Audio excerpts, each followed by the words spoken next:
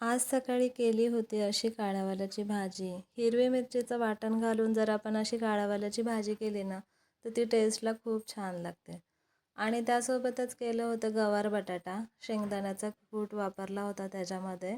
ही भाजीसुद्धा टेस्टला खूप छान लागते. आणि त्यासोबतच सलाडमध्ये होतं काकडी आणि गाजर. असं म्हणतात की काकडी ही सकाळी आणि दुपारी खावी, संध्याकाळी खाऊ नये, हेल्थसाठी चांगली नसते. त्यामुळे दुपारच्यासाठी ही काकडी चिरली. आणि काल आहे ना दही लावलं होतं. तर 1 वाटी असं दही घेतलं आणि त्याच्यामध्ये थोडंसं पाणी घेतलं 1 वाटी. ह्याचं मला करायचं होतं ताक. असं मिक्सरमध्ये ग्राइंड करून घेतलं ना तर त्याच्या गाठी वगैरे राहत नाही. अगदी 2 मिनटातच तयार होतं ताक. मग मी नेहमी मिक्सरमध्येच करते. थोडंसं त्याच्यामध्ये मीठ घेतलं 1 वाटीसाठी आणि 2 चमचे साखर अशी घेतली आणि मिक्सरमध्ये ग्राइंड करून घेतलं.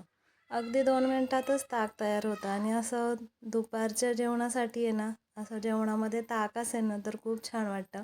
उन्हाळ्यात आहे ना नेहमी असं ताक करून प्यायला हवं, कारण की आपल्या शरीरातील पाण्याचीही कमतरता हे दूर करतं आणि कॅल्शियमसुद्धा याच्यामध्ये जास्त असतं. त्याच्यामुळे नेहमी असं ताक जेवणामध्ये आहारात आपल्या ठेवायलाच हवं.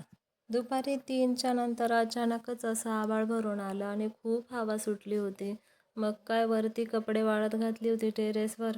ती पटकन काढून घेतली आणि खाली आले आणि 5 मिनिटातच असा जोरात पाऊस चालू झाला आणि हवाही होती.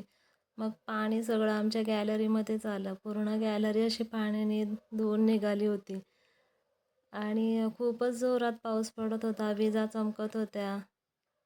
आणि हा माझा भाचा आहे, तो माझ्या मुलाला घेऊन गेला होता पावसामध्ये, पण तो थोडा घाबरत होता.